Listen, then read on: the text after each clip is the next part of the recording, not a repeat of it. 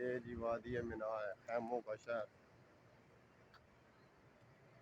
جو یکم ذی الحج کو آباد ہونا شروع ہوتا ہے، 7، 8، 9، 10، 11، 12، 5 دن فل پیک پر رہتا ہے، اور اس کے بعد پھر سال بھر کے لیے یہ شہر خاموشاں کی طرح چپ ہو جاتا ہے۔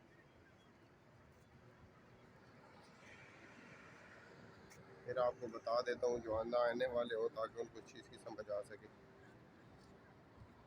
یہ رستہ اسے طریق نمبر 50 کہتے ہیں، یہ وہاں جمرات سے نکلتا ہے، پھر میں آپ کو بالکل سامنے کر دیتا ہوں، وہ جمرات میں سے نکل رہا ہے۔ یہ تو مسجد خیف کا بیریئر ہے نا، اس سے دوسری طرف سے یہ ایسے گزر کر آتا وہ سامنے برج جاتا ہے، ٹھیک ہے جی، ملک بن عبدالعزیز برج، اور اس سے پار ہو کر پھر یہ آگے چلا جاتا ہے، جس کا جو متعلقہ خیمہ ہوتا ہے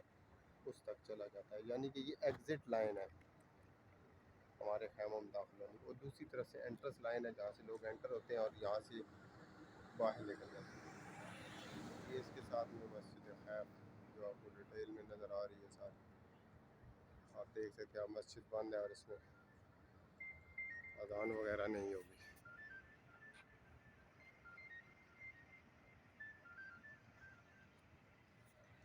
آج کا سفر اس انداز میں مشکل ہے کہ آپ کو ڈائریکشنز کا پراپر پتہ ہونا چاہیے۔ You must be familiar to the ways,